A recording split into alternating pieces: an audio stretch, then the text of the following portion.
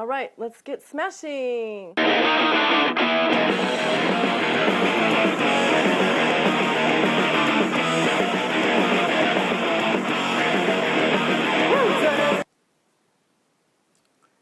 I'm your hostess, Michi Main, your main girl.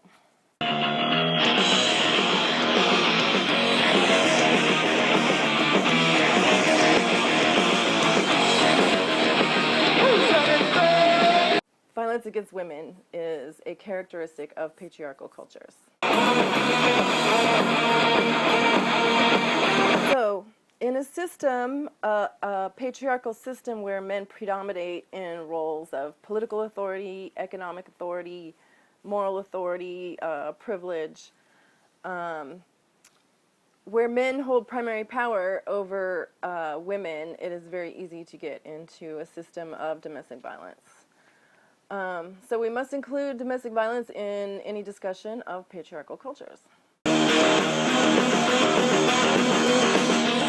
So again, survivors of domestic violence come from all walks of life, all genders, all races, all economic status, all social status, and all levels of confidence. To be broken down, even a strong woman can be broken down with enough abuse and enough violence.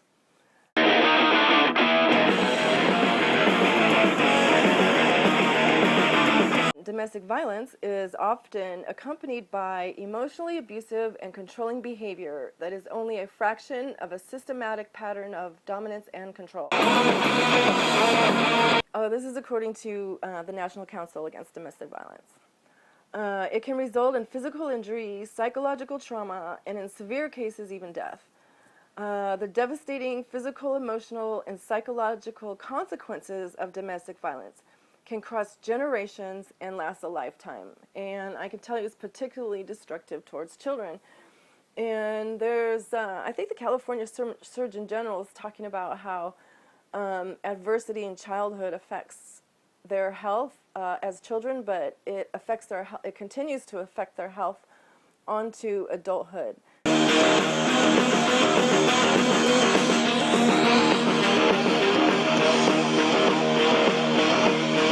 So domestic violence is really prevalent in the United States.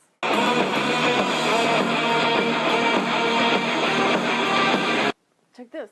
Nearly 1 in 10 women in the United States has been raped or sexually assaulted by an intimate partner. So nearly 1 in 4 women and 1 in 7 men, adults, in the United States has been the victim of severe physical violence by an intimate partner in their lifetime.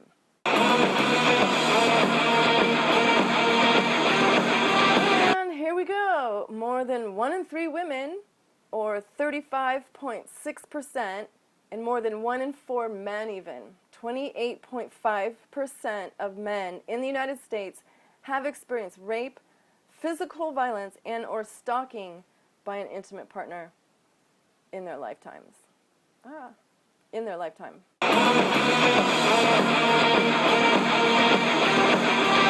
More than half, or over 51% of all female victims of rape reported being raped by an intimate partner, and 40.8% by an acquaintance.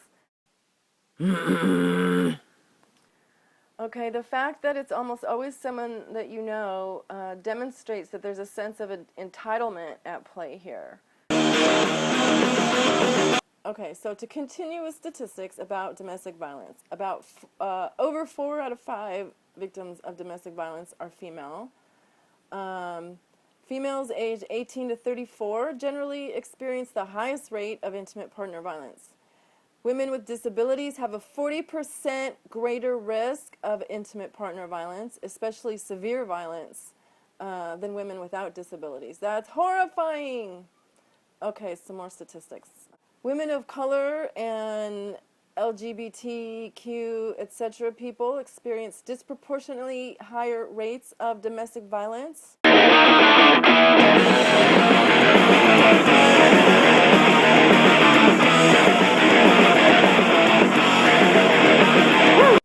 Most female survivors of intimate partner violence were previously victimized by the same offender.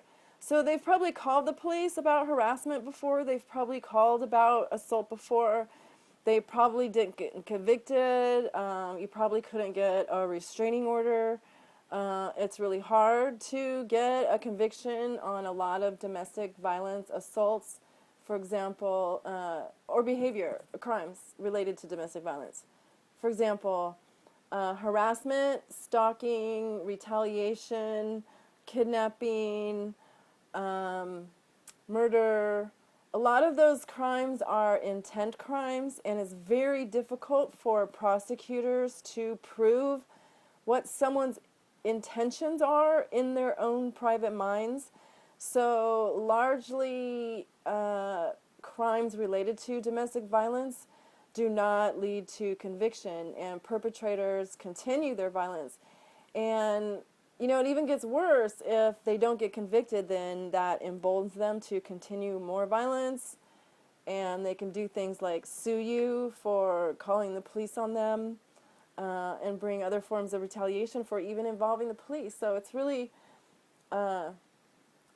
hard for victims of domestic violence to be free of their perpetrators. If they can't get them convicted, you know, if they can't put them in jail and keep them at a distance, what are they going to do? So perhaps in future episodes, we're going to look into criminal law having to do with domestic violence. That'll be fun, won't it?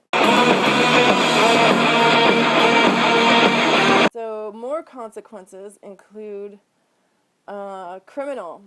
Intimate partner violence accounts for 15% of all reported violent crime. But most cases go unreported to the police, and we'll have an episode just about this. Women feel really intimidated by the police. The police blame the victims, and they also face retaliation, like I said, if they don't get a conviction. So it's very difficult to go to the police.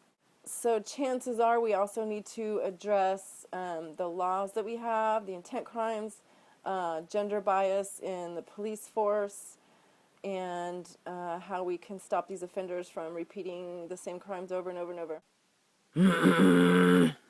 Okay, more statistics. Yay.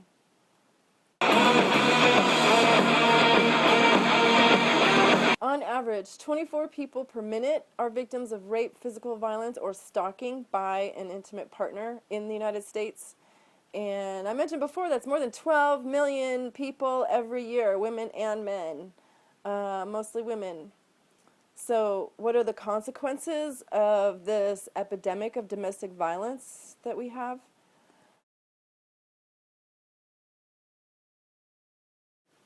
Nearly 3 in 10 women and 1 in 10 men in the U.S. has experienced rape, physical violence, and or stalking by a partner. And they report this as having a related impact on their functioning. It makes it hard to work. It makes it hard to socialize. That has a ripple effect across society.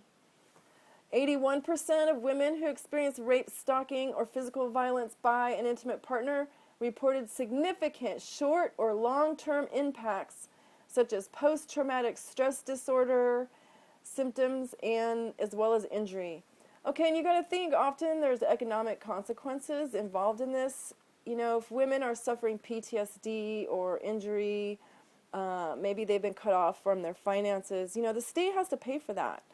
The rate of injuries of domestic violence victims cost the state money every year because, you know, we fund emergency rooms and we fund treatment and counseling for people who have been victimized. And furthermore, you know, private donations and other grants fund all these women's shelters who have to, you know, pick up the pieces and deal with these victims. So this is this is a cost that we don't need to burden. The fact that domestic violence victims lose nearly 8 million days of paid work per year in the United States alone. That's the equivalent of 32,000 full-time jobs.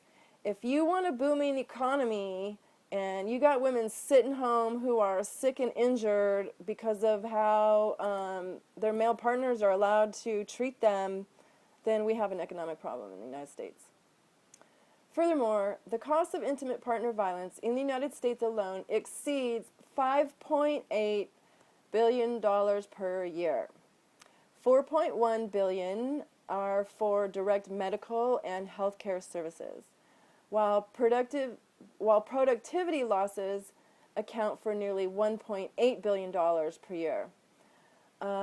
This should be an economic indicator on the nightly business report, really, right? Okay, more statistics, yay. Approximately 63% of homeless women have experienced domestic violence in their adult lives.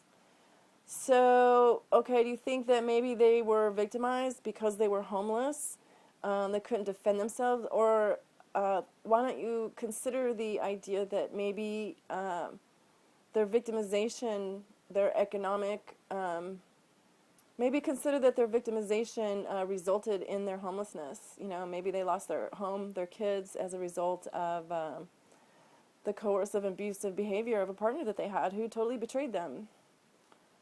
Okay, yeah, women end up on the street because of domestic violence. More consequences of domestic violence. Family consequences. So we had economic consequences, social consequences. There's consequences for all family members. 28% of families that were homeless because of domestic violence in a recent study. Approximately 5 million children are exposed to domestic violence every year. Children exposed to domestic violence are more likely to commit suicide, turn to drugs and alcohol, and they're more likely to run away. They're more likely to engage in teenage prostitution and commit sexual assault crimes. All this is from the NNEDB. They say that this leads to problems also in our education system. If you have kids who are growing up in a home of domestic violence, then they're more likely to have problems at school, which means it's problems for our teachers and school administrators, which means we have to put a bunch more money into social programs to take care of these children. So again, it's really not good for anybody that domestic violence happens. It doesn't just happen to women, it happens to the whole community.